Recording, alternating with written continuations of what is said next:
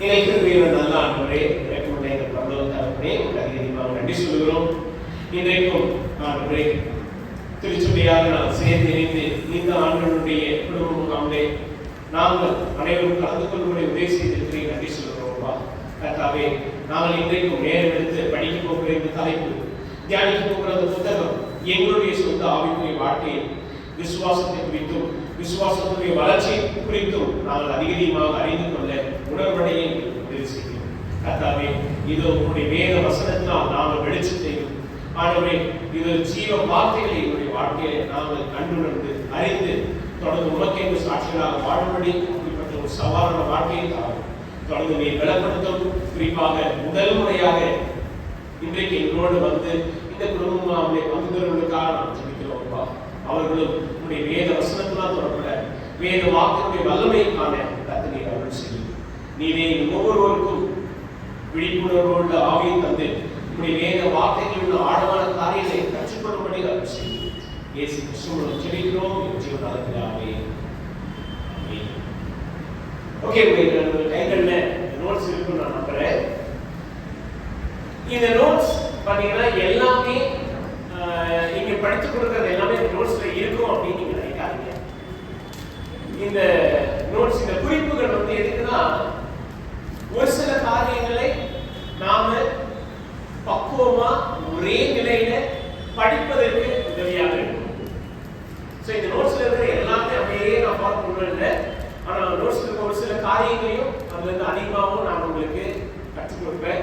So இது வந்து நமக்கு ஜஸ்ட் ஒரு உதவிக்காக, இன்னும் சொல்ல போனா புரிந்து கொள்வதற்கு சற்று ஏதுவாக இருக்கும். சரிங்களா? அதனால நீங்க நோட்ஸையே ஃபாலோ பண்ணி ஓகே பாஸ் சொல்றது போட்டா நோட்ஸையே பார்த்து படிச்சிடலாம், புரிஞ்சுக்கலாம் அப்படின்னு நினைக்காதீங்க. நேரம் எடுத்து நீங்க அதே கவனிங்க. அதே சமயத்துல நீங்க நம்ம சொல்லுகிற காரியங்களையும் வசனங்களையும் நீங்க கவனிப்படி போட்டீங்க. அடுத்ததாக நாம இந்த குடும்ப முகாம்ல முன்கூட்டியே சொன்னது போல 2 புத்தகங்கள்ல இருந்து நம்ம நேரம் எடுத்து படிக்க போகிறோம். 1 தெசலோனிக்கேயர், 2 தெசலோனிக்கேயர். இந்த 2 நிருபங்களை நாம நேரம் எடுத்து படிக்க போகிறோம். சோ இந்த முதல் செஷன் என்ன அப்படின்னு பாத்தீங்கன்னா, இந்த புத்தகத்தினுடைய பின்னணியும் இதனுடைய தன்மைகளை குறித்து நம்ம படிக்க போகிறோம்.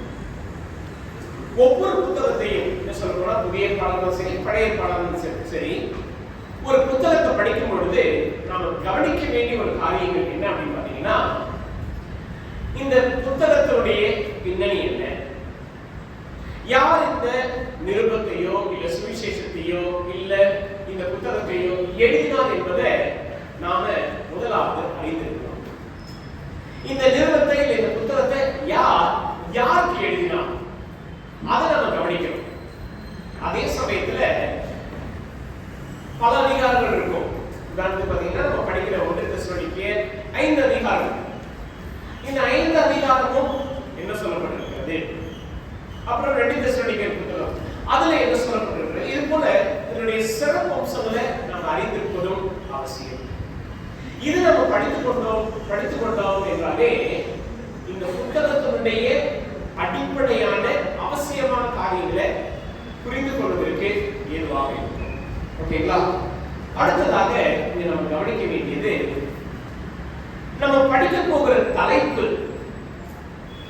எந்த அளவுக்கு நமக்கு பிரயோஜனமாக இருக்கும். நம்ம படிக்கிற தலைப்பு ஏதோ ஓகே, பைபிள் இந்த தலைப்பு இருக்கு விசுவாசம், இந்த விசுவாசம் இதெல்லாம் சொல்லப்பட்டிருக்கு, அதெல்லாம் எனக்கு படிக்க போறோமா? இல்ல. இதற்கு நாம என்ன பண்ணிருக்கோம்னா, ஒரு சில மிக முக்கியமான காரியங்களை நம்ம முன்வைக்கணும். ஒன்று, ஒவ்வொரு தலைப்பையும் நாம் எடுத்து படிக்கும் பொழுது அதற்கான அடிப்படையான காரியங்கள் இருக்கிறது. அது ஒரு நோட்ஸ்ல இருக்கு, நீங்க பார்க்கலாம். இது வந்து இலக்குகள் என்று சொல்லுவாங்க.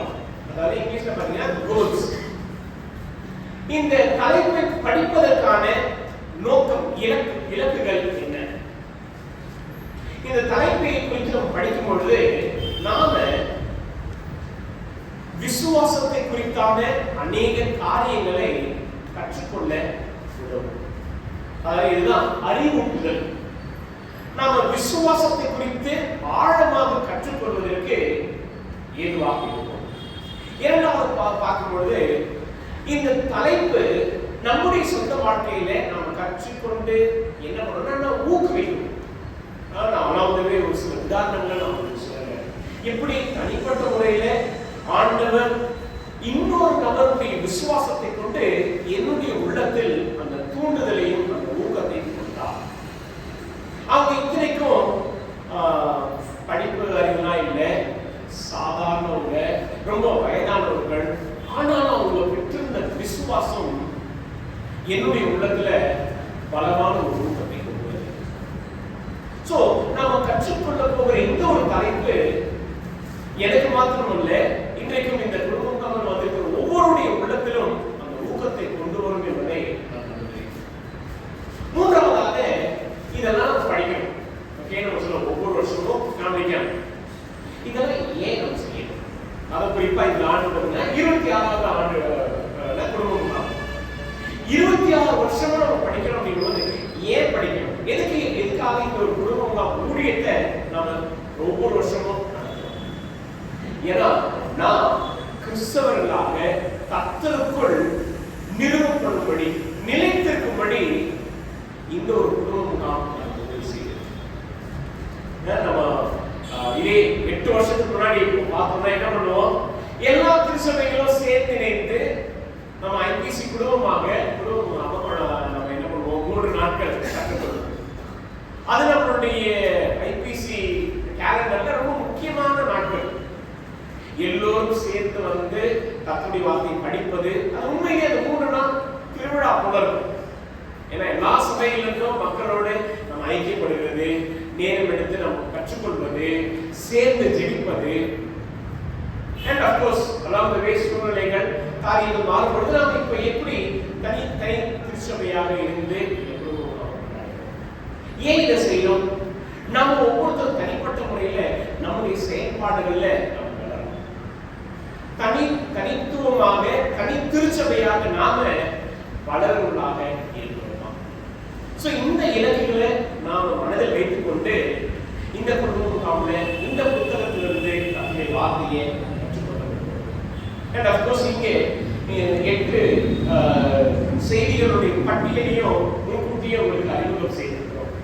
ஒவ்வொரு நாள் என்னென்ன தலைப்பின் கீழே நம்ம படிப்போம் அப்படின்றத நீங்க நம்ம பார்க்கணும். செய்திகளின் பட்டியல் அப்படின்னு நம்ம போட்டிருக்கீங்களா? ஓகே, அதுல ஒவ்வொரு செஷனுக்கான அந்த தலைப்பு இதில் கொடுக்கப்பட்டிருக்கிறது. அதை நம்ம பார்க்கணும். ஓகே, இன்றைக்கு முக்கியமாக நம்ம நேரம் எடுத்து 1 தெசலோனிக்கேயர் புத்தகத்தை அதனுடைய பின்னணியை நம்ம கற்றுக்கொள்ள இருக்கிறோம். என்னோட 1 தெசலோனிக்கேயர் 1ஆம் அதிகாரத்தை கற்றுக்கொள்ள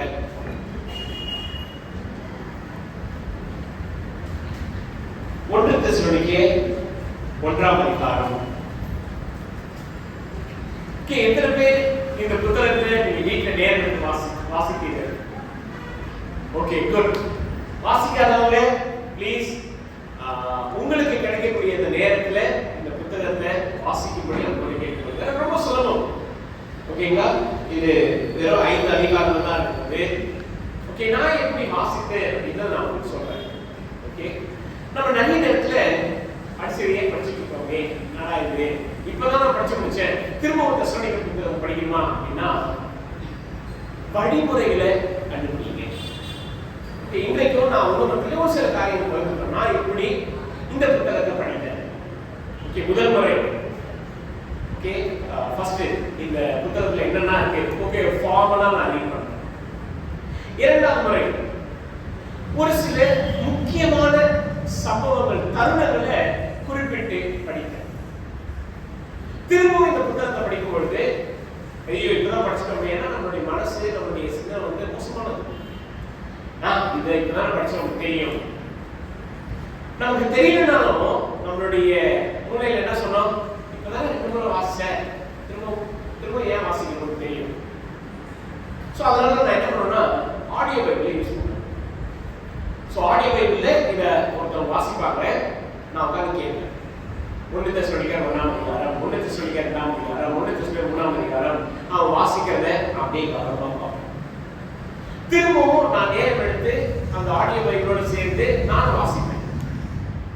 ஏன் இதை செய்யணும் அப்படின்னா ப்ளீஸ் நான் கற்றுக்கொள்ளணும் அப்படி இல்லை. முதலாவது எனக்கு இந்த புத்தகத்தை பற்றி, இந்த நிருபத்தை பற்றி நன்றாக தெரியும். பவுல் அவர்கள் நேரம் எடுத்து ஒரு திருச்சபைக்கு தன்னுடைய ஆழமான அன்பையும் உறவையும் வெளிப்படுத்தியிருக்கிறார் என்றால் அது இந்த ஒன்று தெசலோனிக்கேயர் ஒரு சில புத்தகங்கள் ரொம்ப ரொம்ப ரொம்ப ஆழமானவைகள், அதே சமயத்துல தனித்துவம் உள்ளவை. இன்றைக்கும் நாம் இதை நேரம் எடுத்து கற்றுக்கொள்ள. ஓகே, இந்த நிருபத்தை, இந்த புத்தகத்தை எழுத யார் பார்த்தீங்கன்னா ரொம்ப தெளிவாக இருக்கிறது. அப்போஸ்தலனாகிய பவுல் தெசலோனிக்கேயருக்கு எழுதின முதல் நிருபம். ஓகே, பவுல் அவர்கள் 2 நிருபத்தை எழுதியிருக்கிறார். ஓகேங்களா? தெசலோனிக்கேயர் இருக்கக்கூடிய திருச்சபை மக்களுக்கு 2 நிருபத்தை எழுதியிருக்கிறார். எந்த காலகட்டத்தில் இந்த புத்தகம் எழுதப்பட்டிருக்கிறது பார்த்தீங்கன்னா 48 இருந்து 52 இந்த காலகட்டத்தில் இந்த புத்தகம் எழுதப்பட்டிருக்கிறது. அது எந்த இடத்துல எழுதப்பட்டிருக்கிறதுனா கொரிந்திலிருந்து பவுல் அவர்கள் இந்த நிருபத்தை தெசலோனிக்கே சபை மக்களுக்கு எழுதி அனுப்புகிறார். ஏன் கொரிந்து பட்டணம், என்ன நடந்தது, இதை குறித்து நம்ம சற்று கவனமாக அப்போஸ்தலர் புத்தகத்தில் நம்ம படிக்கணும். ஓகேங்களா? பவுல் அவர்கள் எப்படி இந்த தெசலோனிக்கே திருச்சபையை ஆரம்பித்தார்? முதல் காரியத்தை நம்ம பார்த்தோம் என்றால் பவுல் அவர்கள் எப்படி ரட்சிக்கப்பட்டார் அப்படின்றத நம்ம படிக்கணும். என்னோட அப்போஸ்தலர் 9ஆம் அதிகாரத்திற்குள்ள அப்போஸ்தலர் 9ஆம் அதிகாரம், அப்போஸ்தலர் 9ஆம் அதிகாரம்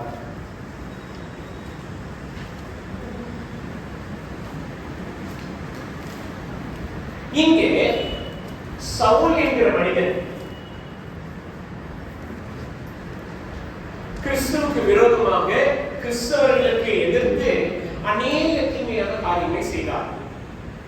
யாரெல்லாம் கிறிஸ்துவை விசுவாசிக்கிறார்களோ அவங்க எல்லாரையும் துன்பப்படுத்தினார், அவங்க பிடிச்சி சிறைச்சாலையில் போட்டாரு. அது மாத்திரமல்ல, அதுவும் அதிகாரிகளிடத்தில் அதிகாரம் அந்த அனுமதியை பெற்றுக்கொண்டு எங்கெல்லாம் கிறிஸ்துவை பிரசங்கிக்கிறார்களோ அவங்க எல்லாரையும் பிடித்து துன்புறுத்துவது அப்படின்னு. அதுக்கு நம்ம முந்தின 2 அதிகாரங்களை படிக்கும் பொழுது ஸ்தேவான் கர்த்தருக்கென்று ரத்த சாட்சியாக முதல் மனிதன், அவரை கல்லால அடித்து கொலை செய்தார்கள். அதற்கு பவுல் அதாவது சவுலுடைய சம்மதம் இருந்தது. இப்படிப்பட்ட ஒரு மனிதனை ஆண்டவர் சந்திக்கிறார். சவுலும் கர்த்தராகிய இயேசுவானவரை அறிந்து கொள்கிறார். அவருடைய வாழ்க்கை மாறுகிறது. அதாவது பவுல் என்று அழைக்கப்படுகிறார். அவர் ரட்சிக்கப்பட்ட உடனே செய்த ஒரு உன்னதமான ஒரு செயல் என்ன அப்படின்னா, நம்ம அப்போஸ்தலர் 9ஆம் அதிகாரத்தை வாசிக்கிறோம் 20ஆம் வசனத்துல, தாமதமின்றி கிறிஸ்து தேவனுடைய குமாரன் என்று ஆலயங்களிலே பிரசங்கித்தார். பவுல் அவர்கள் செய்த முதல் காரியம் என்ன அப்படின்னா, ரட்சிக்கப்பட்ட உடனே அவர் செய்த ஒரு செயல், அது தாமதமின்றி செய்த ஒரு காரியம்னா இயேசு கிறிஸ்து தான் தேவனுடைய குமாரன் என்று பிரசங்கித்தார். Of course பவுல் யாரோ அப்போஸ்தலர்கள் நம்மள அதே போல கிறிஸ்தவர்களும் அங்கீகரிக்கல. ஏன்னா இந்த ஒரு மனிதன் தான் கிறிஸ்தவர்களை துன்பப்படுத்தினார். இந்த ஒரு மனிதன் தான் அநேகரை சிறைசாலையில் கொண்டு போய் போட்டார். ஐயோ, இவர் இயேசுவை பத்தி பேசுறாரா, இதுல ஏதோ தங்கல் இருக்கு, இதுல ஏதோ சூழ்ச்சி இருக்கு பயந்தாங்க. யாரும் பவுலை ஏற்றுக்கொள்ளவில்லை, ஒருத்தர் தவிர. பர்னபா பவுலுடைய மனமாற்றத்தையும் பவுலுடைய அந்த தாக்கத்தையும் பர்னபா புரிந்து கொண்டு அவரோடு சேர்த்துக் கொள்கிறார். போய் அப்போஸ்தலர்களுக்கு அறிமுகப்படுத்துகிறார். அது மாத்திரமல்ல, அவங்க சேர்ந்து கர்த்தருடைய ஊழியத்தை செய்தார். இங்க பவுல் அவருடைய வாழ்க்கையை குறித்து பார்க்கும் பொழுது கிறிஸ்துவுக்கு விரோதமாக செயல்பட்டவர், கிறிஸ்தவத்தை எதிர்த்தவர், ஆண்டவர் அவர்களுடைய உன்னதமான ரட்சிப்பை அவளுக்கு வெளிப்படுத்தின பிற்பாடே அவர் வாழ்க்கை மாறினது. மாற்றத்துல அது ஸ்பெசிபிக்கா அவருடைய உள்ளம், அவருடைய சிந்தை, அவருடைய ஆவியெல்லாம் கர்த்தராகிய இயேசு கிறிஸ்துவுக்கு என்று ஊழியம் செய்யும்படி தன்னை அர்ப்பணித்தார். சோ இங்கே பவுலவர்களுடைய வாழ்க்கை பெரிய ஒரு மாற்றத்தையும் எல்லோருக்கும் ஒரு பெரிய ஒரு சாட்சியாகவும் அமைந்தது. இப்படிப்பட்ட ஒரு மனிதன் எப்படி திருச்சபையை உண்டாக்கும்படி, அதாவது உருவாக்கும்படி, அநேக இடங்களில் போய் பிரசங்கிக்கும்படி முற்பட்டார். பவுல் முதல்ல பாத்தீங்கன்னா பர்னபாவோட இணைந்து ஊழியம் செய்தார். ஒரு காலகட்டத்தில் பரிசுத்த ஆவியானவர் சொன்னது என்னன்னா, பவுலையும் பர்னபாவையும் நான் அழைக்கப்பட்ட அந்த ஊழியத்துக்கு பிரித்து விடுங்கள். எங்க நம்ம அப்போஸ்தலர் 13ஆம் அதிகாரத்தை நம்ம வாசிக்கிறோம். அப்போஸ்தலர் 13ஆம் அதிகாரம் 2ஆம் வசனம். அவர்கள் கர்த்தருக்கு ஆராதனை செய்து உபவாசித்துக் கொண்டிருக்கும் பொழுது பர்னபாவையும் சவுலையும் நான் அழைத்த ஊழியத்துக்காக அவர்களை பிரித்து விடுங்கள் என்று பரிசுத்த ஆவியானவர் திருவுளப்படுத்தினார்.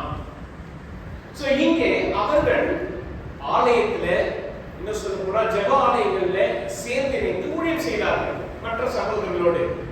ஆனா இப்போ பரிசுத்த ஆவியானவர் அவர் கொடுத்த பிரத்யேகமான ஒரு அழைப்பு என்னன்னா, இவர்களை பிரித்து விடுங்கள். அதாவது பவுலையும் பர்னபாவையும் இல்ல, அவங்க திருச்சபை சகோதரர்களோடு கூட இருந்தாங்க.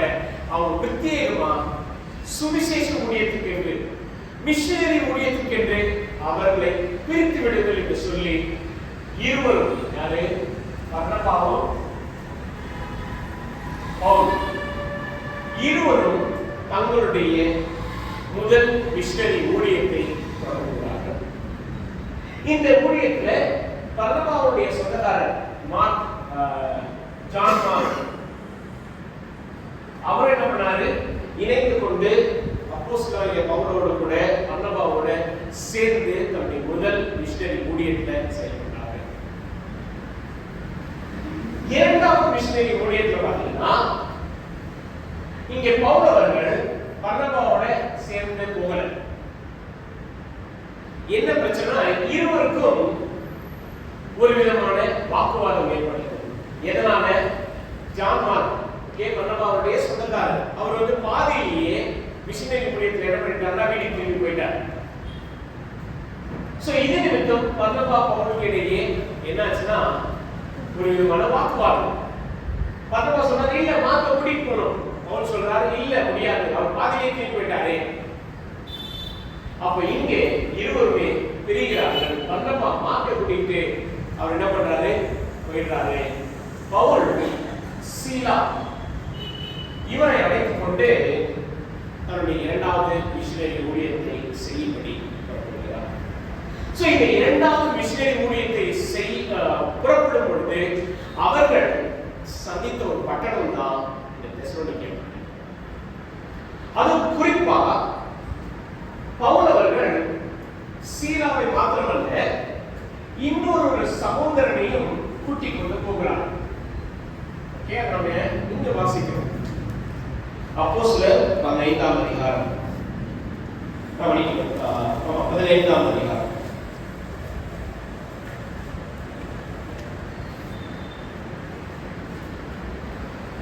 15ஆம் அதிகாரத்தில் பார்த்தீங்கன்னா, பவுல் அவர்களும் சீலா அவர்களும் சேர்ந்து இணைந்து தன்னுடைய இரண்டாவது மிஷனரி ஊழியத்திலே அவர்கள் கர்த்தருடைய வார்த்தையை பிரசங்கிக்கிறார்கள். வாசிக்கிறோம் 40ஆவது வசனம். பவுலோ சீலாவை தெரிந்து கொண்டு சகோதரராலே தேவனுடைய கிருபைக்கு ஒப்புவிக்கப்பட்டு புறப்பட்டு சிரியாவிலும் சிலிசியாவிலும் தெரிந்து சபைகளை திடப்படுத்தினார். சோ முதல் மிஷனரி ஊழியம்.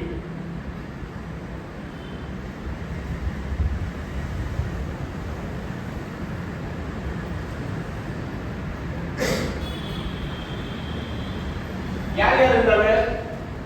பவுல், பர்னபா, அப்புறம் மார்க். இப்போ இரண்டாவது மிஷனரி ஊழியத்துல பாத்தீங்கன்னா அங்கே 3 பேர் இருக்காங்க. பவுல், சீலா, அப்புறம் ஒரு நபர் தீமோத்தேயு.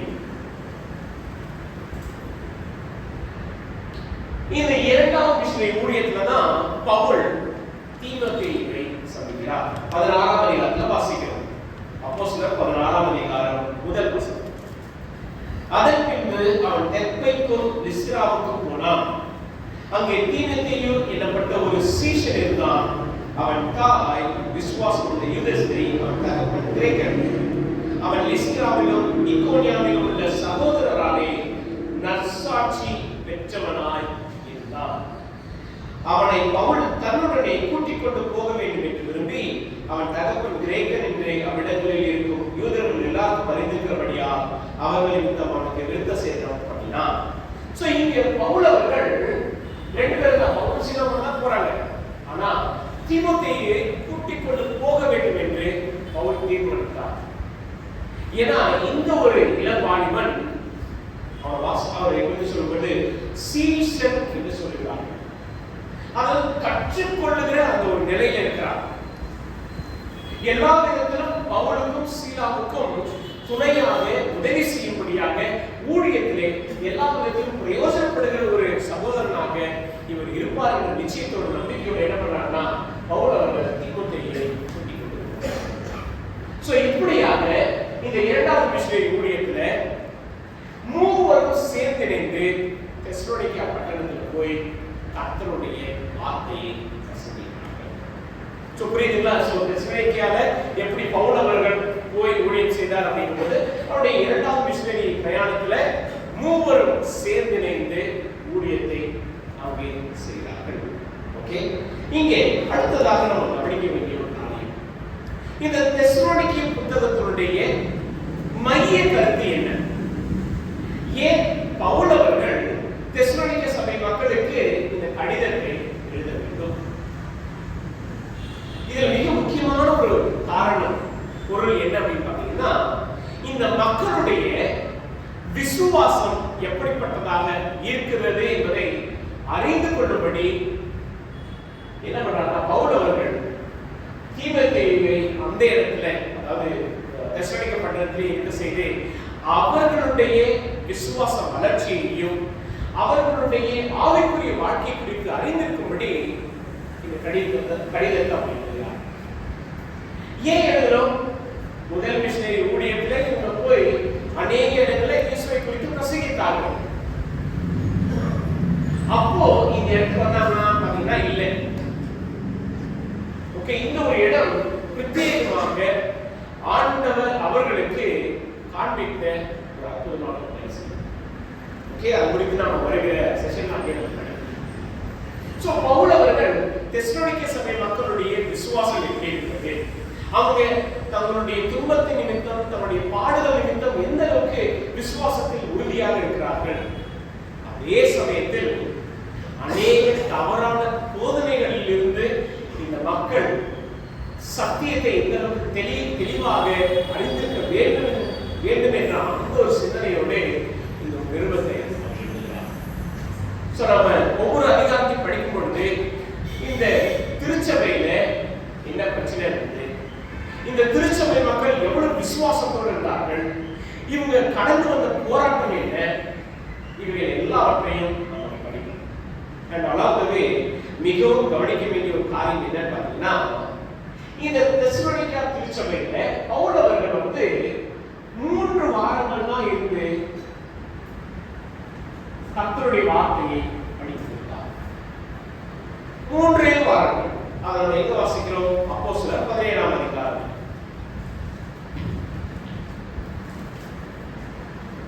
அப்போஸ்தலர் 17.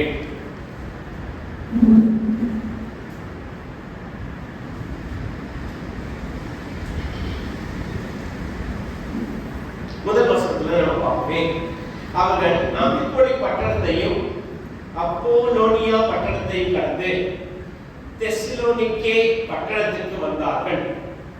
அங்கே யூதருக்கு ஒரு ஜெப ஆலயம் இருந்தது. இரண்டாவது வசனம், பவுல் தன் வழக்கத்தின்படியே அவர்களிடத்தில் போய் 3 ஓய்வு நாட்களில் வேத வாக்கியங்களின் நியாயங்களை எடுத்து அவர்களுடனே சம்பாஷித்து. இங்கே பவுல் அவர்கள் தெசலோனிக்காவில 3 வாரங்கள் ஓய்வு நாட்கள் அப்படின்னு சொன்னாலே அவங்களுடைய கணக்கு, அதாவது அவங்களுடைய கணக்கு பாத்தீங்கன்னா 21 நாட்கள் தான் பவுல் அவர்கள் என்ன பண்ணியிருக்காங்க, தெசலோனிக்கா பட்டணத்துல இருந்திருக்கிறாங்க. அவங்க இருந்த அந்த 3 வாரங்கள், 3 ஓய்வு நாட்கள், 21 நாட்கள்ல அவர் செய்தது வேத வாக்கியங்களை எடுத்து கற்றுக்கொண்டார்.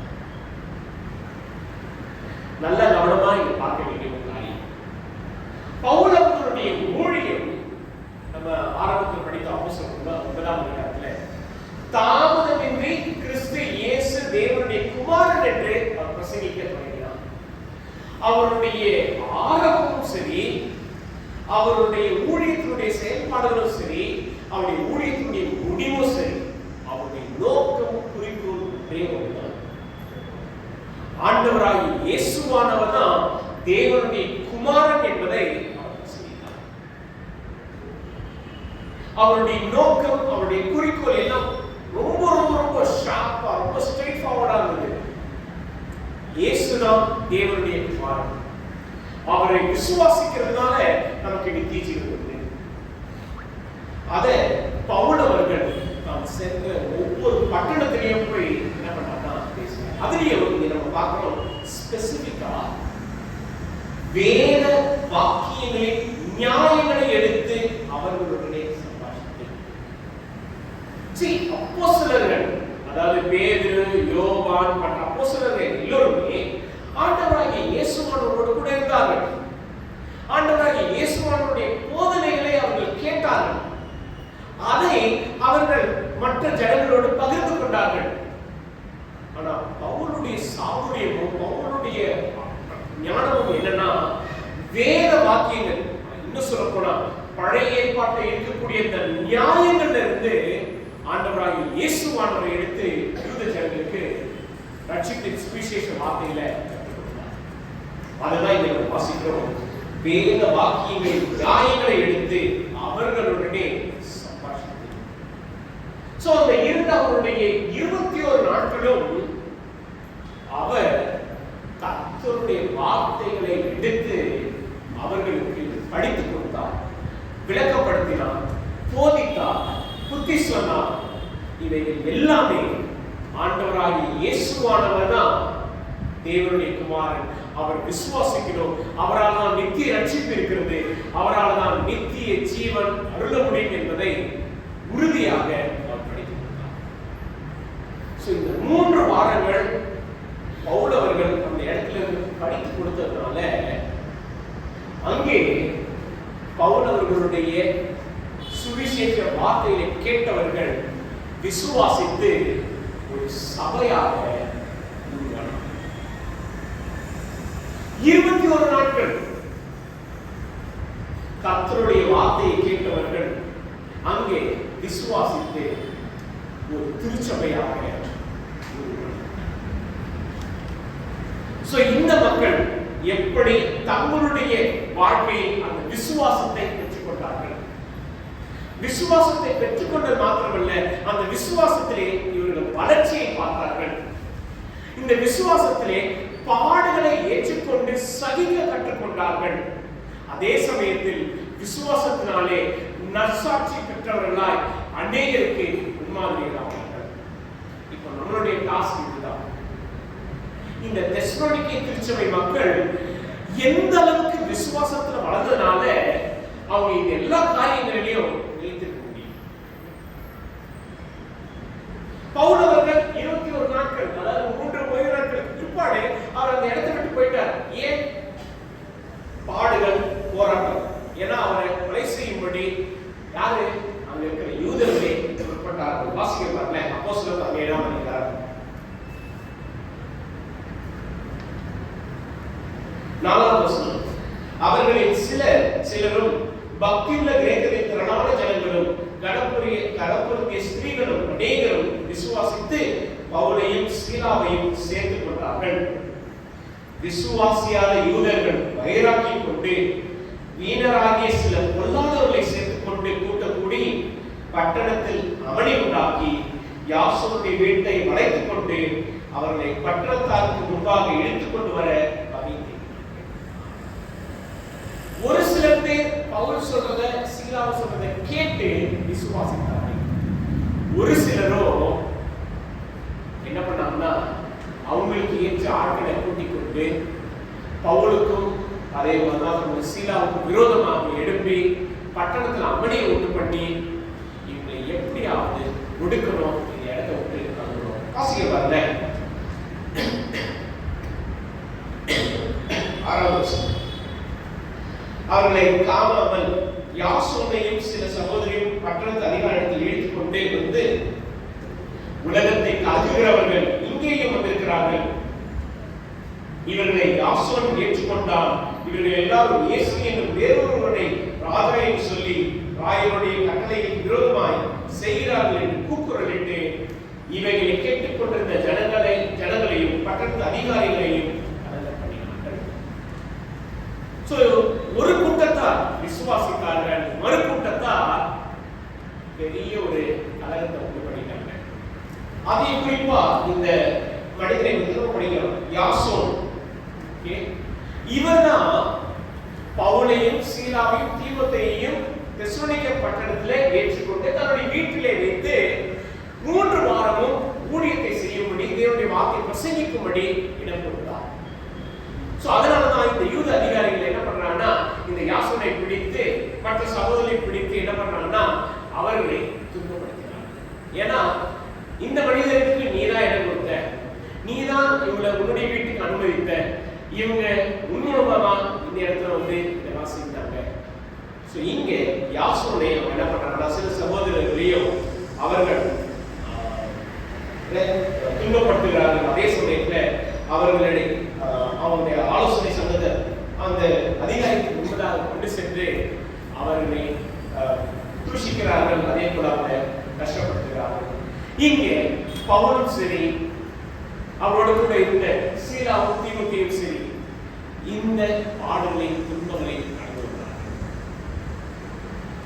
ஆனால் இந்த தெசலோனிக்கே சபை மக்கள் கர்த்தருடைய வார்த்தையை ஏற்றுக்கொண்டதினால், சுவிசேஷ வசனத்தை கேட்டு விசுவாசித்ததினால் இந்த 3 வாரங்கள்ல அவர்களுடைய விசுவாசம் மேலும் அதிகமாக ஸ்திரப்பட்டது, உறுதியாக இருந்தது. பவுல் இல்லை என்றாலும் அவர்கள் ஆண்டவராகிய இயேசு கிறிஸ்துவை மறுதலிக்கவில்லை. அவங்க தொடர்ந்து தங்களுடைய விசுவாசத்தில் வளர்ந்து கொண்டே இருந்தார். இப்படிப்பட்ட ஒரு திருச்சபை மக்களுக்கு தான் பவுல் அவர்கள் இந்த நிருபத்தை எழுதி அனுப்புகிறார். கிடையில 1 தெசலோனிக்கேயர் 1ஆம் அதிகாரம். இங்க அதனுடைய முதல் வசனத்தை நம்ம படிப்போம்.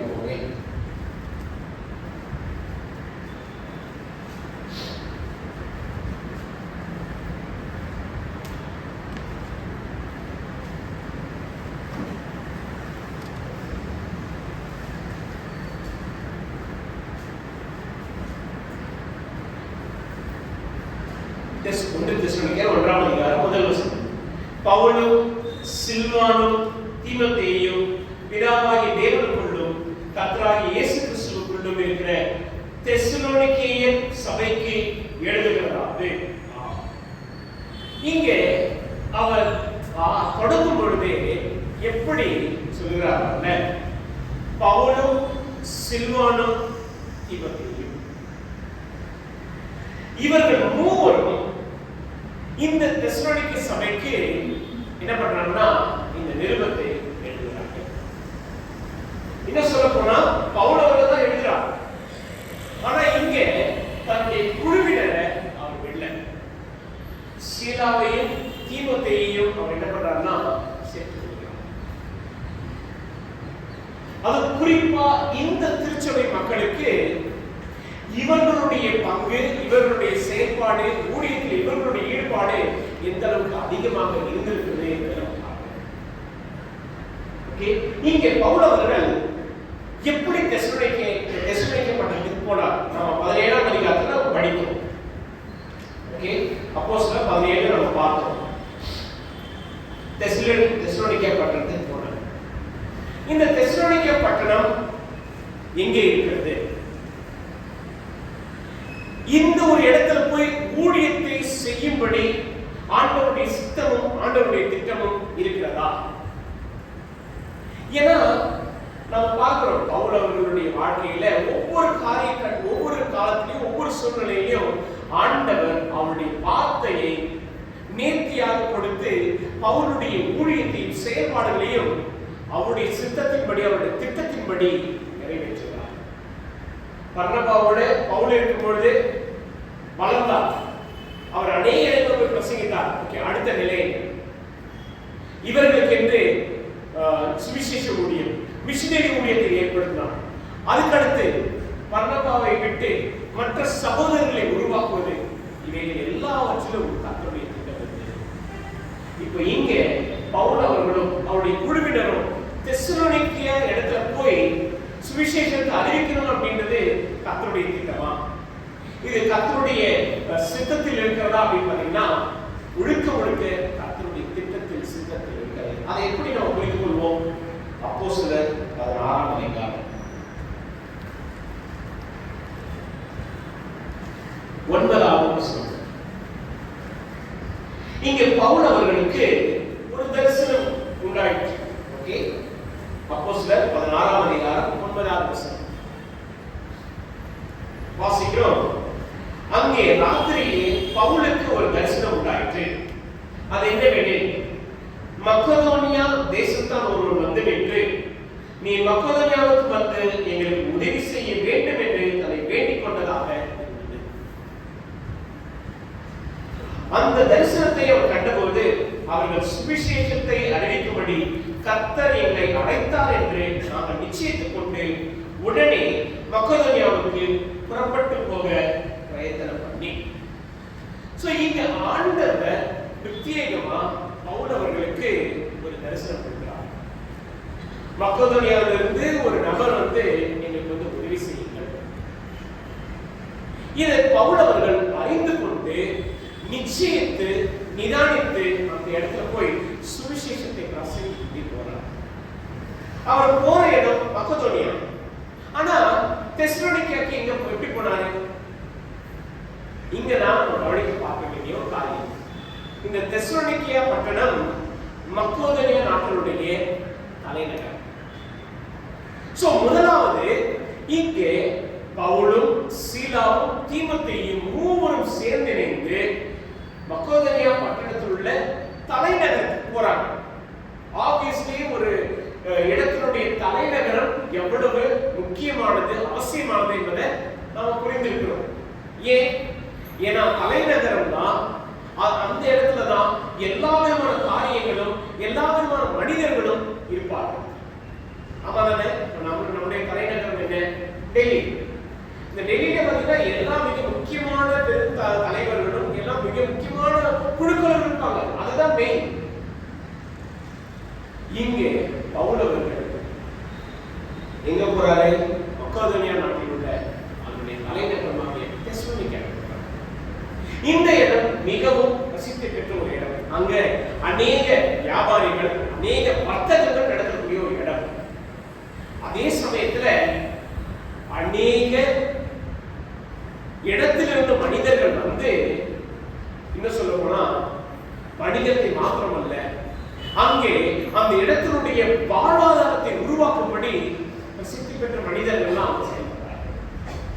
அப்படிப்பட்ட ஒரு இடத்துல பவுல், சீலா, தீமோத்தே மூவரும் என்ன செய்யறாங்கன்னா ஆண்டவராகிய இயேசுவானவரை குறித்து அங்கே சுவிசேஷமாக அவர்கள் பிரசங்கிக்கிறார்கள்.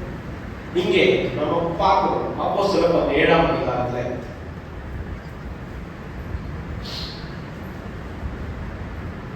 10வது வசனம் பாருங்க. இந்த பட்டணத்துல அவர்களுக்கு பிரச்சனை வந்தது. அதாவது சொந்த மக்கள், அதாவது யூதர்களே கலகம் பண்ணினார்கள். 10வது வசனம் வாசிக்கிறோம். உடனே சகோதரர் ராத்திரி காலத்திலே பவுலையும் சீலாவையும் பெராயா பட்டணத்துக்கு அனுப்பிவிட்டார்கள். அவங்க தெசலோனிக்கே பட்டணத்துக்கு வந்தாங்க. அங்க பிரச்சனை இருந்ததுனால, பவுலை கொலை செய்ய வேண்டும் என்று அவங்க தீர்மானித்ததுனால அங்க இருக்கிற சகோதரர்கள், பக்தியுள்ள சகோதரர்கள் என்ன பண்ணாங்கன்னா பவுலையும் சீலாவையும் பெராயா பட்டணத்துக்கு அனுப்பிட்டாங்க. இங்கே வாசிக்கிறோம் 15வது வசனம். பவுலை வழிநடத்தினர்கள் அவனை அத்தேனே பட்டணம் வரைக்கும் அழைத்துக் கொண்டு போய் அங்கே சீலாவும் தீமோத்தேயும் அதிசீக்கிரமாக தன்னிடத்தில் வரும்படி அவர்களுக்கு சொல்ல கட்டளை பெற்றுக்கொண்டு புறப்பட்டார்கள். அத்தேனா பட்டணம், கொரிந்து பட்டணத்துல. சோ இந்த இடத்துல பவுல் அணித்து விடப்படுகிறார். சீலாவும் தீமோத்தேயுவும் எங்க இருக்கிறாங்கன்னா தெசலோனிக்கே பட்டணத்திலே இருக்கிறார். பவுல் அவர்கள் கொரிந்து, அதாவது அத்தேனா பட்டணத்திலிருந்து, கொரிந்திலிருந்து இந்த கடிதத்தை, இந்த நிருபத்தை என்ன பண்றாங்கன்னா தெசலோனிக்கா சபை மக்களுக்கு அனுப்புகிறார். சோ அதுதான் நாம இன்றையிலிருந்து அடுத்த 3 நாட்கள் படிக்க போகிறோம். பவுல் அவர்கள் ஒரு குறுகிய காலகட்டத்தில் தன்னுடைய முழு மூச்சோடு கர்த்தருடைய வார்த்தையை போதித்து படித்துக் கொடுத்து அங்கே ஒரு திருச்சபையை நல்லா புரிஞ்சுக்கணும். அப்போஸ்தலர் 2ஆம் அதிகாரத்தில் நம்ம பார்க்கிறோம், பேதுருவும் மற்ற அப்போஸ்தலர்களும் ஆண்டவராகிய இயேசுவை குறித்து பிரசங்கித்தார்கள். அன்றைக்கு அநேகர் ரட்சிக்கப்பட்டார்கள். அப்பெல்லாம் என்ன செஞ்சாங்க? எல்லோருமே அவருடைய வீடுகள்ல கூடி கூடி என்ன பண்ணாங்கன்னா கர்த்தருடைய வார்த்தையை படித்தார்கள், ஜெபித்தார்கள், வைக்கப்பட்டார்கள். திருச்சபை என்பது ரொம்ப ரொம்ப ரொம்ப என்ன சொல்ல போனா, அப்போஸ்தலர்கள் அதை நேர்த்தியாக எருசலேமிலே அதை உருவாக்கினார்கள். ஆனா பவுல் அவர்கள் யூதர்களுக்கு மாத்திரமல்ல புறஜாதி மக்களுக்கும் சுவிசேஷத்தை கொண்டு செல்லும்படி ஆண்டவர் பிரத்யேகமாக பவுலை தெரிந்து கொண்டு திருச்சபை இதுல யூதர்களும் புறஜாதிகளும் எல்லோருமே சேர்ந்து இணைந்து கர்த்தரை தொழுது கொள்ளும்படியான அற்புதமான ஒரு இடமாக. ஏன்னா ஜெபாலயத்துல பாத்தீங்கன்னா யூதர்களுக்கு மட்டும்தான் இடம் உண்டு, புறஜாதிகளுக்கு இடம் கிடையாது. ஆனா திருச்சபை இல்லை. திருச்சபையில எல்லா மனிதர்களுக்கும் இடம் உண்டு. இவங்களெல்லாம் உள்ள சேர்ப்போம், அவங்களெல்லாம் உள்ள சேர்க்க மாட்டோம் அப்படின்னா இல்லை. அப்படிப்பட்ட ஒரு உன்னதமான திட்டத்தை ஆண்டவராகிய இயேசுவானவர் ஸ்தாபித்தார். அதை அப்போஸ்தலர்கள், அப்போஸ்தலராகிய பவுல் அவர்கள் அதை நேர்த்தியாக அதை தொடர்ந்து கை கொண்டு வந்தார்கள். இன்றைக்கும் நாம் அந்த முறைமைப்படிதான் திருச்சபையிலே இங்கே பவுல் அவர்கள் தெசலோனிக்கேயிலே சுவிசேஷத்தை பிரசங்கித்து அந்த இடத்துல திருச்சபையை உருவாக்குகிறார். அவருக்கு இல்லைனாலும் அங்க இருக்கிற விசுவாசிகள் எந்த அளவுக்கு கர்த்தருக்குள் வளரும்படி அவர்கள் இங்க நாம இந்த தெசலோனிக்கே சபையினுடைய பின்னணியையும் அதனுடைய சிறப்பம்சங்களையும் அதனுடைய தனித்தன்மையையும் நாம் பார்க்கிறோம். 1 தெசலோனிக்கே 1ஆம் அதிகாரம்.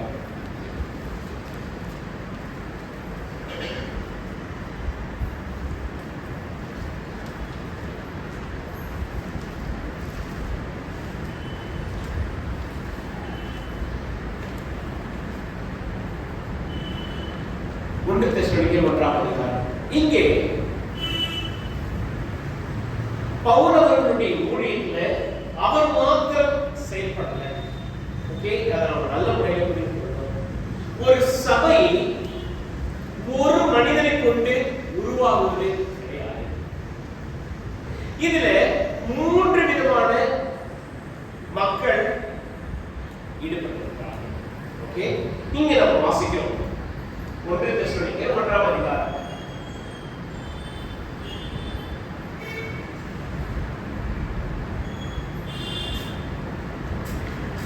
இந்த 3 நபர்களை நம்ம பார்க்கிறோம். பவுல், சீலா, தீமோத்தேயு. இந்த மூவரும் சேர்ந்திணைந்து சுவிசேஷ ஊழியத்தை செய்தார்கள். தெசலோனிக்கேயா பட்டணத்திலே ஆண்டவராகிய இயேசு கிறிஸ்துவினுடைய நாமத்தை அறிவித்து சுவிசேஷத்தை பிரசங்கித்து அங்கே திருச்சபையை உருவாக்கினார். இதில் மூவருடைய செயலை பார்க்கும் பொழுது ஒவ்வொருவரும் ஒவ்வொரு விதமான செயலை செய்தார்கள். பாத்தீங்கன்னா 3 வித்தியாசமான காரியங்கள். ஒன்று, நம்ம பவுல் பார்க்கும் பொழுது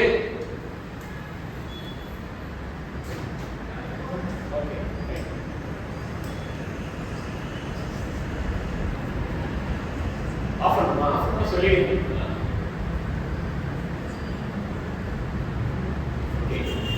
இங்க பவுல் பாத்தீங்கன்னா அவர்தான் மூத்தவராக, சீலாவும் புதுசு, தீமோத்தேயும் ரொம்ப புதுசு, அதுவும் இளம் வாலிபன். வாலிப பருவத்தில் பவுலோடு சேர்ந்து இணைந்து இந்த ஊழியத்தை அவர் செய்ய முற்படுகிறார். ஆனா பவுல் அவர்கள் நல்ல முதிர்ந்த ஒரு வயது, அனுபவம் மிக்கவர். அதே சமயத்துல சுவிசேஷத்துக்காக என்னென்ன காரியங்களை செய்ய வேண்டும், எப்படி திருச்சபையை ஸ்தாபிக்க வேண்டும் என்று நன்றாக அறிந்திருக்கிற ஒரு மனிதர். இங்கே சீலாவை பார்க்கிறோம். அவர் ஒரு நடுத்தர வயது உள்ளவர், ரொம்ப அனுபவம் கிடையாது, ஆனா ரொம்ப தெளிவா யோசிக்கக்கூடியவர், பவுலுடைய அடிச்சுவடுகளை நேர்த்தியாக அறிந்திருக்கிறவர், பவுல் இதை செய்யறான்னா ஏன் இதை செய்யறான்னு தெரிஞ்சிருக்கிற ஒரு மனிதர். சோ இங்க இருவரும் பாத்தீங்கன்னா சேர்ந்து இணைந்து செயல்படுகிறார்கள். இங்க இன்னொரு நபரும் சேர்க்கப்படுகிறார். யாரு பாத்தீங்கன்னா தீமோத்தேயு, வாலிபமான ஒரு மனிதன். அவனுக்கு பவுல் அவர்களும் சீலாவும் சேர்ந்து இணைந்து ஊழியத்தை குறித்து, திருச்சபை குறித்து, சுவிசேஷத்தை குறித்து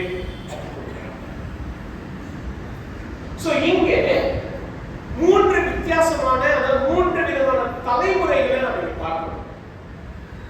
ஒருத்தர் வயது மூத்தவர், இன்னொருத்தர் நடுத்தர மனிதர், மற்றொருவர் வாலிபமான ஒரு பருவத்தில்.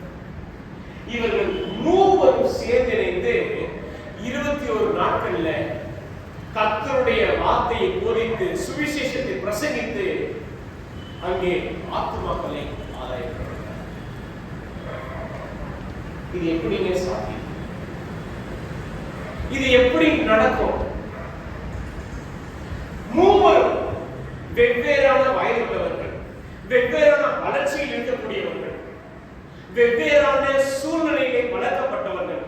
ஆனாலும் இந்த மூவரும் இணைந்து சுவிசேஷ ஊழியத்தை செய்யும் பொழுது அங்கே அநேகர் ரட்சிக்கப்படுகிறார்கள்.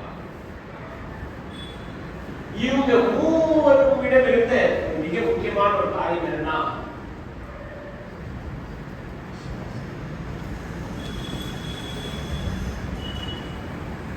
மூவருடைய இருதயமும் ஆவியும் ஒன்றாக இணைந்ததற்கான மிக அவசியமான ஒரு காரியம் விசுவாசம். அவர்கள் ஆண்டவராகிய இயேசு கிறிஸ்து மீது வைத்திருந்த அந்த உறுதியான விசுவாசம். இன்றைக்கு திருச்சபையாக நாம் கவனித்து பார்க்க வேண்டிய ஒரு காரியம் இதுதான். இங்கே பவுலை போலவே வயதுள்ளவர்கள், வயதில் மூத்தவர்கள் இருக்கிறார்கள், நடுநிலையான மனிதர்கள் இருக்கிறார்கள், அதே சமயத்தில் வாலிப பருவத்தில் இருக்கிறவர்கள் இருக்கிறார்கள். நம்ம மூவருடைய விசுவாசமும் ஒன்றாக உறுதியாக இருக்கும் என்றால் நாமும் வளர்கிற ஒரு திருச்சபையாக. இன்றைக்கு நாம வளர்ச்சியில பின்தங்கி இருக்கிறோம் அப்படின்னா முதல் பிரச்சனை, நாம கவனிக்க வேண்டிய ஒரு பிரச்சனை, நாம ரொம்ப ரொம்ப ஆராய்ச்சி பார்க்க வேண்டிய ஒரு காரியம் என்னன்னா நம்முடைய விசுவாசம். நம்ம விசுவாசம் எப்படி, நம்முடைய விசுவாசம் எதிலே கட்டப்பட்டிருக்கிறது, அதை நாம நல்ல முறையில சோதித்து பார்க்கணும். படிக்கும் பொழுது, குடும்பம் என்று ஆயத்தப்படும் பொழுது இந்த ஒரு காரியம் என்னுடைய நினைவுக்கு வந்து, பவுல் அவர்கள் 21 நாட்கள் 3 ஓய்வு நாட்கள் வைக்காத அவர் என்ன பண்ணாரு? தங்கி இருந்து வசனத்தை படித்தார், போதித்தார், அவர்களோடு சம்பாஷித்தார்.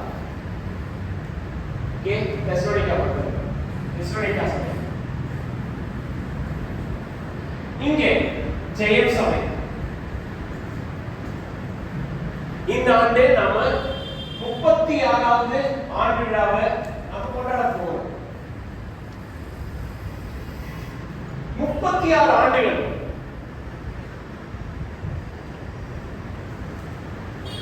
நமக்கு கர்த்தருடைய வார்த்தை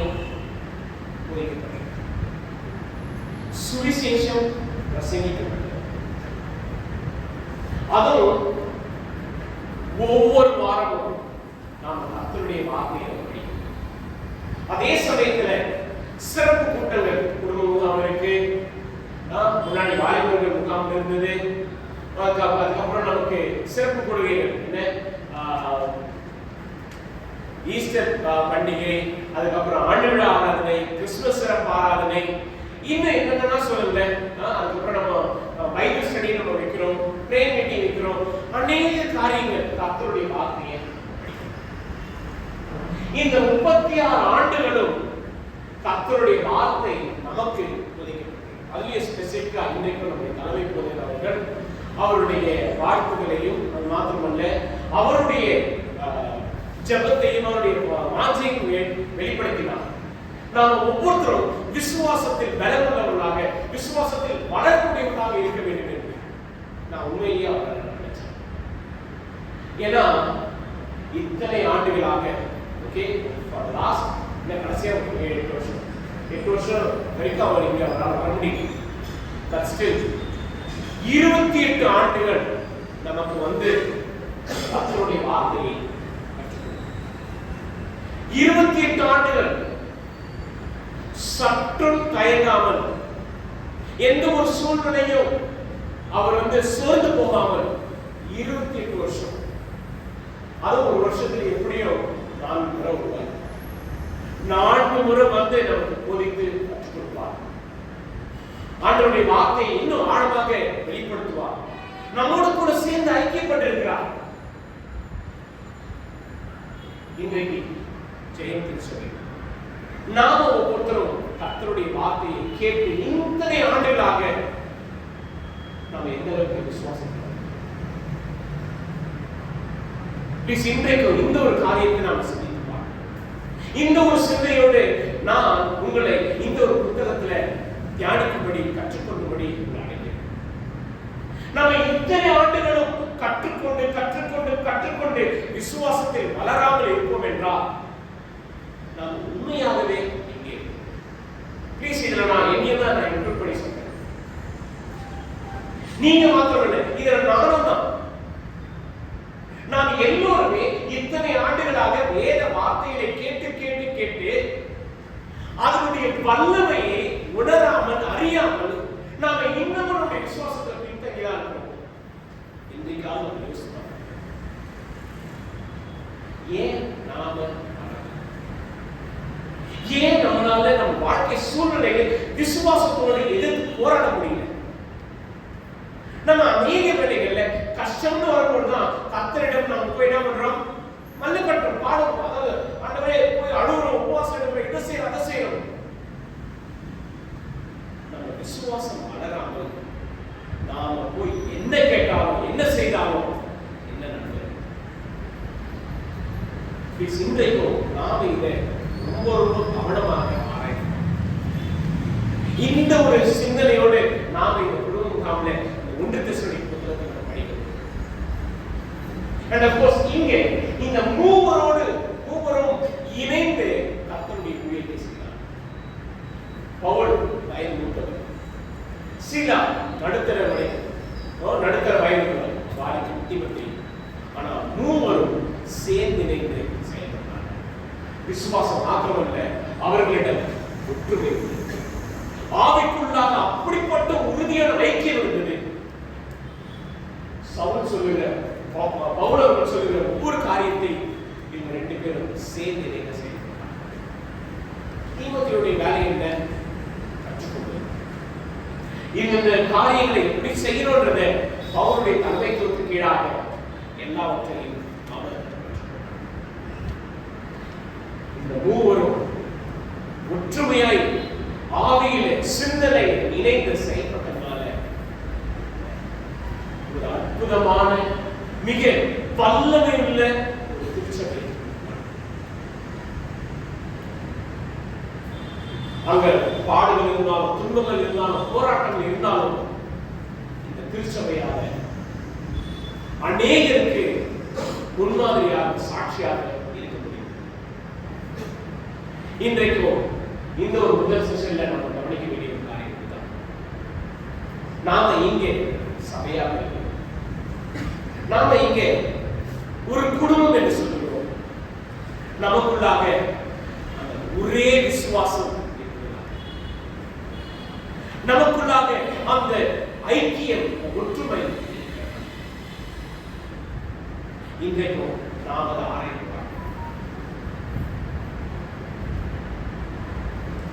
பலவிதமான சூழ்நிலையில மூவரும் இருந்தார்கள். ஆனா இவங்களுடைய நோக்கம் குறிக்கோள் இயேசு கிறிஸ்துவின் சுவிசேஷத்தை. இன்றைக்கு திருச்சபையாக நாம எல்லோருமே பின்தங்கி இருக்கிற ஒரு காலம். நம்ம இன்னைக்கு ஏன் திருச்சபையை அலட்சியமா பார்க்கிறோம்? விசுவாசத்தை. இன்னைக்கு நம்ம ஏன் திருச்சபையினுடைய ஆராதனையில நாம ரொம்ப நேரம் எடுத்து ரொம்ப லேட்டா பங்கு பெறுவோம்? விசுவாசம் வளரல. ஆப்வியஸ்லி இதுதான் உண்மை. ப்ளீஸ் நாம எல்லோரும் நம்முடைய சூழ்நிலைகளை சொல்லுவோம், அதெல்லாம் நிஜம் கிடையாது. நம்ம வேலை செய்யற இடத்துல நம்ம சூழ்நிலை சொன்னா ஏற்றுப்பாங்களா? கண்டிப்பா ஏற்றுக்க மாட்டாங்க. ஸ்கூல்ல நம்ம பிள்ளைகள் லேட்டா போனா டீச்சர்ஸ் அக்செப்ட் பண்ணிப்பாங்களா? கண்டிப்பா அக்செப்ட் பண்ணிக்க மாட்டாங்க. ஆனா ஆண்டவரிடத்தில் மட்டும், ஆண்டவருடைய ஆராதனையில் மட்டும் நம்ம லேட்டா வரோம். என்ன சொல்லுவோம்? ஆண்டவருடைய சூழ்நிலை தெரியும், ஆண்டவருடைய பிரச்சனை தெரியும், இதெல்லாம் நம்ம சொல்லி காம்ப்ரமைஸ் ஆயிடுறோம். ப்ராப்ளம் என்ன? நாம யாரை இன்னமும் விசுவாசத்தில் வளராமல் இருக்கிறோம். அதனாலதான் கர்த்தருடைய ஆராதனையின் மீது, கர்த்தரை தொழுது கொள்கிற அந்த ஒரு காரியத்தின் மீதும் நமக்கு என்ன கிடையாதுன்னா பயமும் இல்லை, அக்கறையும் இல்லை, அதே சமயத்துல ஈடுபாடு. இதை நாம இந்த ஆண்டு இன்றையிலிருந்து சரி செய்ய வேண்டும் என்று தீர்மானிப்போம் என்றால் எல்லாம் நம்முடைய ஆவிக்குரிய ஜீவியம் நிச்சயமா அந்த மாற்றத்தை பார்ப்போம். தெசலோனிக்கே சபையில அந்நிய தேவர்களை வணங்கினவர்கள் அநேகர். அதுவும் ஜெபாலயத்துல யூதர்கள், அவங்களுடைய நோக்கம் ஆண்டவராகிய இயேசுவை ரட்சகராக ஏற்றுக்கொள்வது கடினம். இப்படிப்பட்ட ஒரு சூழ்நிலை மத்தியில இந்த மூவரும் எந்த அளவுக்கு அவருடைய விசுவாசத்தை பிரதிபலிச்சிருக்காங்க கொஞ்சம் சிந்தித்து பார்க்கிறேன். நான் உண்மையிலேயே இவர்களுடைய விசுவாசத்தை சிந்தித்து பார்க்கும்போது நான் வைக்கப்பட்டேன். 21 நாட்கள் ஒரு இடத்துல இருந்து அநேக ஆத்துமாக்களை ஆதாயப்படுத்த முடியும் என்றால் அவருடைய விசுவாசம் எவ்வளவு வல்லமை உள்ளதா. நான் இங்கே ஆண்டவரை ஏற்றுக்கொண்டு 14 வயசுல இருந்து இப்போ இத்தனை வயசு 38 வரைக்கும் என் விசுவாசம் என் விசுவாசம் அவர்களை போல அப்படிப்பட்ட ஒரு வல்லமையுள்ள விசுவாசமா உண்மையை நான் சொல்றேன். ஆனா அவர்கள் பெற்றிருக்கிற விசுவாசத்தை நான் பெற்றுக்கொள்ள வேண்டும் என்று நினைக்கிறேன்.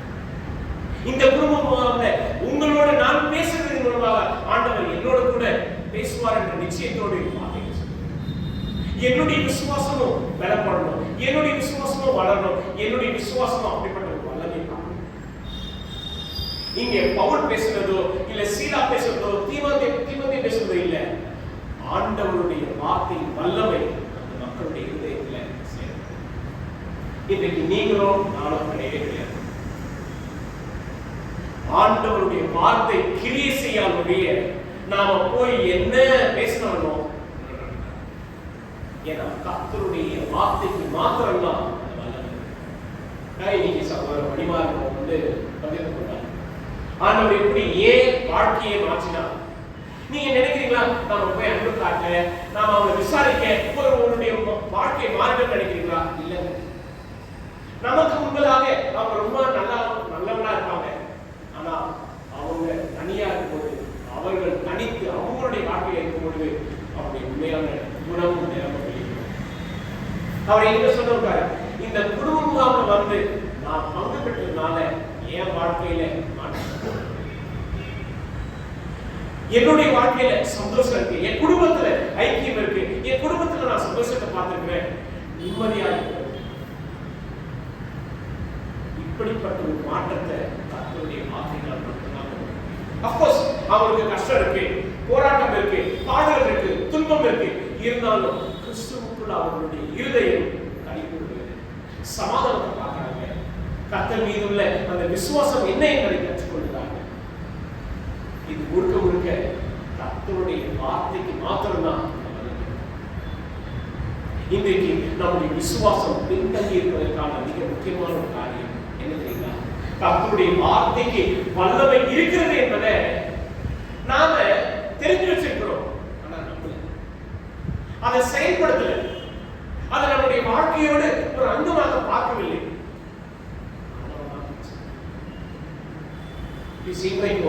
நாம இந்த ஒரு காரியத்தை ஆராய்கிறோம். பவுல் அவர்கள் தன்னுடைய குழுவினரோடு சேர்ந்து இணைந்து இந்த தெசலோனிக்கே பட்டணத்தில் பெரிய ஒரு காரியத்தை ஸ்தாபித்தார். அது என்னன்னா, கர்த்தராகிய இயேசுவானுடைய சுவிசேஷத்தை பிரசங்கித்து திருச்சபையை உருவாக்கினார். பவுலுடைய வாழ்க்கையை நம்ம அடுத்த செஷன் படிக்கிறோம். ஆண்டவர் எப்படி ஒரு மனிதனை அவருடைய சித்தத்தை, அவருடைய திட்டத்தை நிறைவேற்றும்படி அழைத்தார். பவுலுக்கு தெரியுமா ஒரு திருச்சபை ஆரம்பிக்கணும்னு? தெரியவே தெரியாது. பவுல் நினைச்சாரா தெசலோனிக்கே நாட்டாக ஒரு அந்நிய தேசத்துல போய் பிரசங்கிப்பார்ட்டு? தெரியவே தெரியாது. இன்னைக்கு நம்ம வாழ்க்கையில நாம தவிக்கிறதும் தேடுறது என்னன்னா, என் வாழ்க்கையில ஆண்டவருடைய சித்தம் என்ன? ஆண்டவருடைய சித்தத்தை நான் எப்படி புரிந்து கொள்வேன்? இன்னைக்கு நம்ம எல்லாருடைய கேள்வி இதுதான். கர்த்தருடைய சித்தத்தை, அதாவது குறிப்பா என்னுடைய வாழ்க்கையில ஆண்டவருடைய சித்தம் என்ன? நம்ம அதை பவுலுடைய வாழ்க்கையில படிக்கணும். அடுத்த செஷன் பவுல் எப்படிப்பட்ட ஒரு மனிதனாக இருந்தார், ஆண்டவர் அவரை எப்படி உருவாக்கினார், அவர் எப்படி ஊழியத்திலே தன்னை ஸ்தாபித்தார், அதே சமயத்தில் திருச்சபையை உண்டாக்குவதில், திருச்சபையை ஸ்தாபிப்பதில் அவர் மாத்திரம் இல்லை, அவரோடு சேர்ந்து இணைந்த அநேக நாம் அதை குறித்து அடுத்த ஒரு செஷன் படிக்கிறோம். ஆனா இன்றைக்கும் இந்த ஒரு காரியத்தை, இந்த ஒரு சிந்தனையை நாம் எண்ணிக்கலாம்.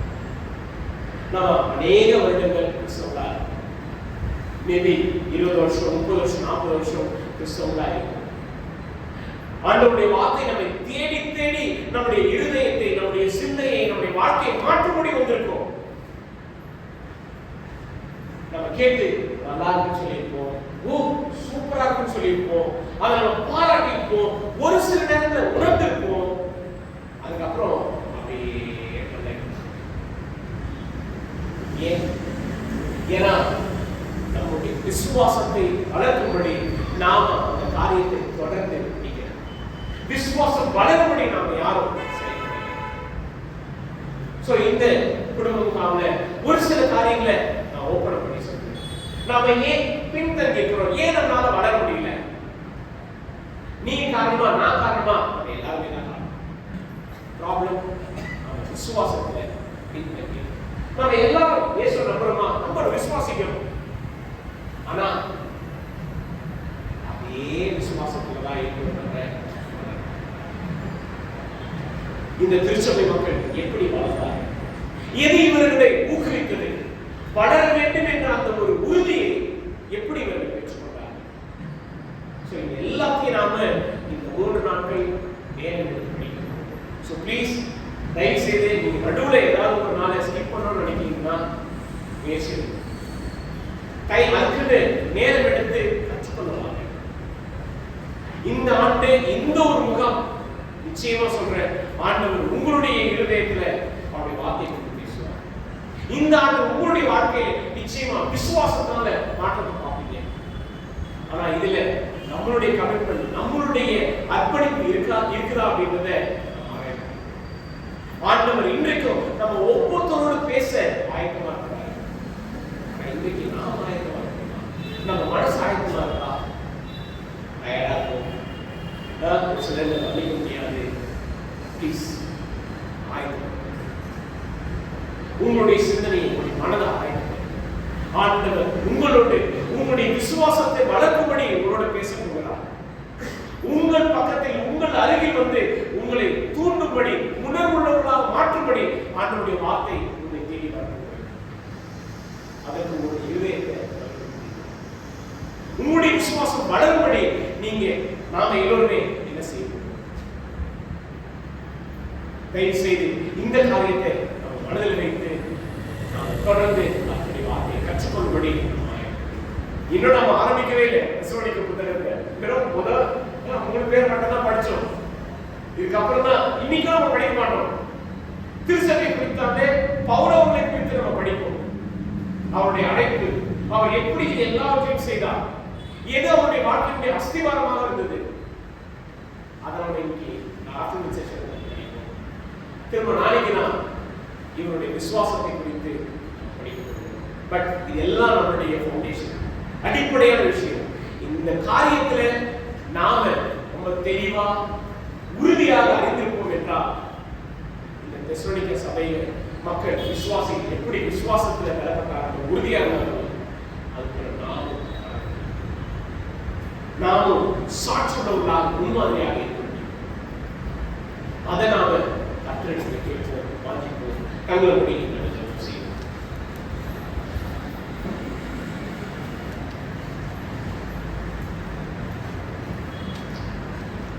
இன்றைக்கு